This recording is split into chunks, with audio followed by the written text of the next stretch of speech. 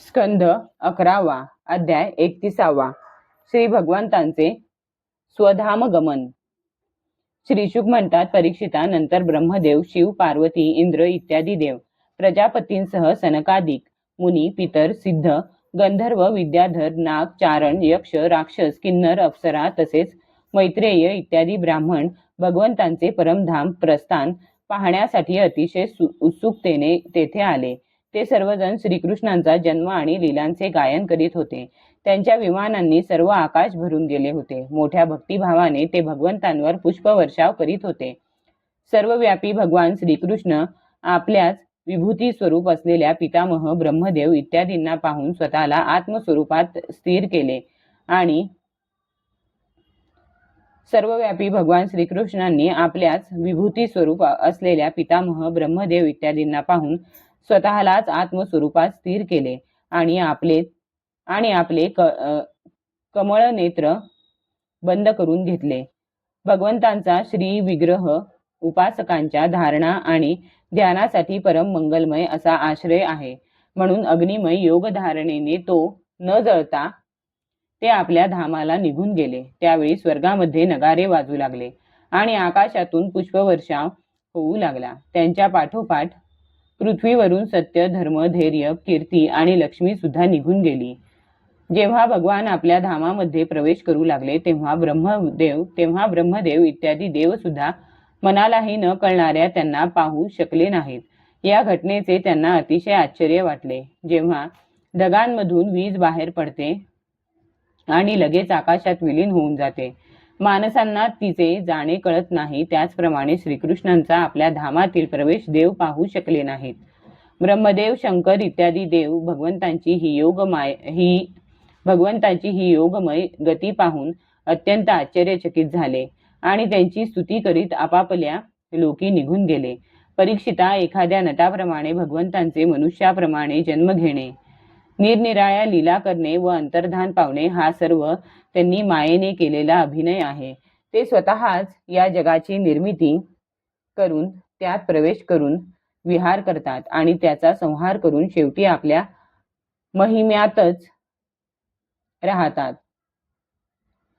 शरणागत वत्सल जे यमपुरीत गेलेल्या गुरुपुत्राला त्याच शरीराने घेऊन आले, ब्रह्मास्त्राने जळालेले तुझे शरीर ज्यांनी जिवंत केले, काळाचा सुद्धा महाकाळ असलेल्या भगवान शंकरांना ज्यांनी युद्धामध्ये जिंकले, स्वतःच्या अपराधी व्याधालाही ज्यांनी सदेह स्वर्गाला पाठविले, ते स्वतःच्या रक्षणाला असमर्थ होते काय?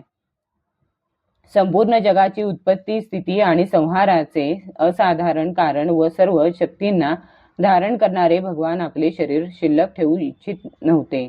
कारण आत्मनिष्ठ योग्याने मर्त्य शरीरात गुंतून न राहता आत्मस्वरूपात कसे राहावे याचा आदर्श त्यांना जगापुढे ठेवायचा होता. जो पुरुष प्रातःकाळी उठून भगवान श्रीकृष्णांच्या परमधाम गमनाच्या या कथेचे एकाग्र चित्तेने भक्तिपूर्वक कीर्तन करील, त्याला भगवंतांचे तेज सर्वश्रेष्ठ परमपद प्राप्त होईल. इकडे दारुक भगवान श्रीकृष्णांच्या विरहाने व्याकुळ होऊन द्वारकेला आला आणि त्याने वसुदेव व उग्रसेन यांना साष्टांग नमस्कार घालून त्यांचे चरण अश्रूंनी भिजवून टाकले.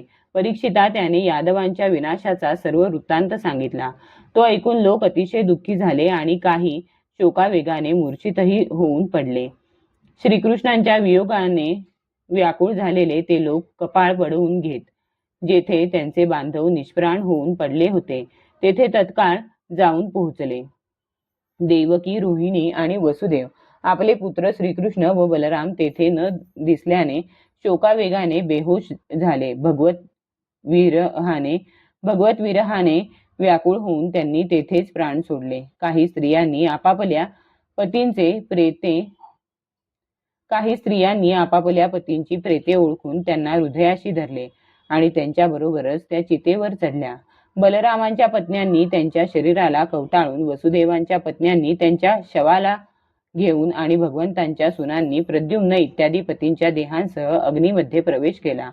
भगवान श्रीकृष्णांच्या रुक्मिणी इत्यादी राण्या त्यांच्या ध्यानात मग्न होऊन अग्नीमध्ये प्रविष्ट झाल्या. आपला प्रियतम आणि सखा असलेल्या श्रीकृष्णांच्या विरहाने सैरभैर झालेल्या अर्जुनाने त्यांनी गीतेमध्ये सांगितलेल्या आत्मज्ञानपर उपदेशाचे स्मरण करून आपले मन सावरले.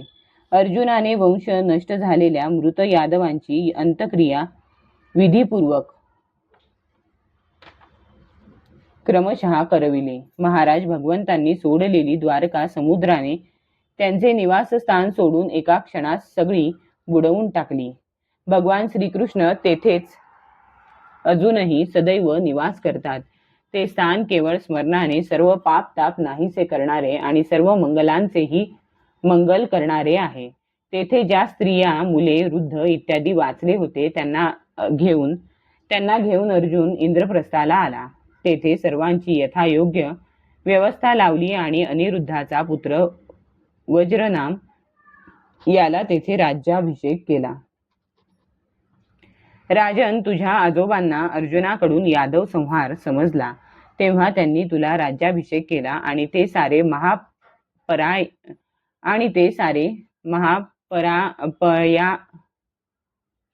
सारे महाप्रयाणाला निघून गेले. देवाधिदेव श्री विष्णूंचे हे अवतार आणि कर्मे यांचे जो मनुष्य श्रद्धेने पठन करतो तो सर्व पापांपासून मुक्त होतो.